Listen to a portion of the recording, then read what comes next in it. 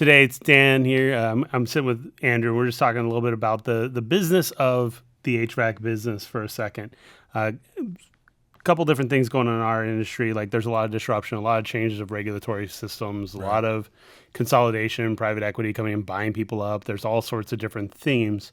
And one of those themes that parallels, I think, the general market this year is AI.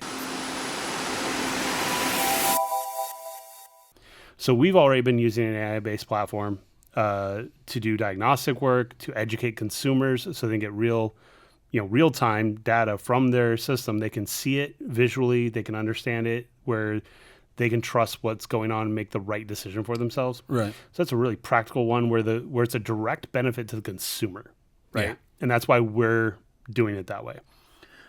Another way, though, that AI is coming into the home services space has been with like chatbots on websites, and we're experimenting with that ourselves, and we've kind of played around, but we want to make sure we're not losing the customer in that process in some way or devaluing the experience, right? But, it was interesting. I saw a headline in my email this morning, and it said AI CSRs, so customer service representatives, for those who don't follow our industry. Right. So AI CSRs booked calls that generated $750,000 in revenue from December 1st to January 21st, according to an analysis of 6,000 leads from 8 contractors. Okay. So this study was done between December and January, and basically a 45-day-ish period. And they compared so I couldn't not read this, right? So 100%. I had to go find the original study and be like, okay, what the heck did they do? Right. Like, how did they measure this? And what were the real findings, right? So it turns out, like, they gave, out of the whole pack, they gave 1,800 of the leads to AI customer service reps, right? And the AI group, they booked a 36% booking rate, okay? Compared to the other 4,300 leads that were given to actual human CSRs, right? Who booked a 39.5% rate.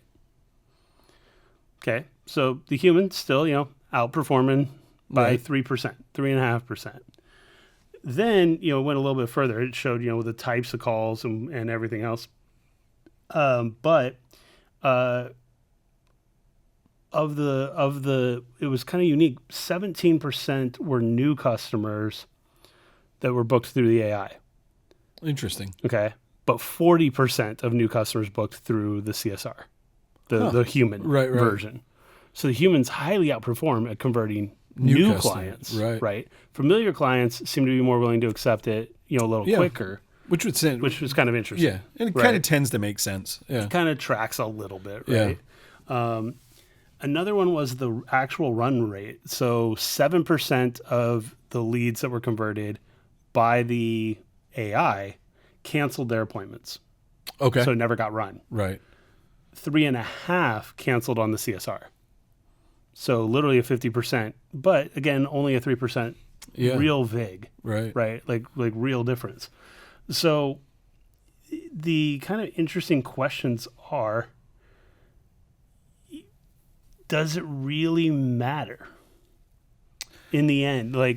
And from a customer standpoint, I mean, we try to be customer first. Again, that's why when we brought in AI, the first thing we did was we put it into something that is very tangible to the customer, that empowers the customer to make a better decision with real data that they can understand. I don't know. I don't know. The fact that this is always on, it may be a benefit. The fact that you don't have a hold time might be a benefit. What is the future of AI CSRs in? Man, that's a really good question, because I think there's a couple different ways to really break this down and analyze it, right? When you look at the conversion numbers, really the biggest one that stands out that I think for any home services based company, and especially HVAC, is that conversion of new customers, right?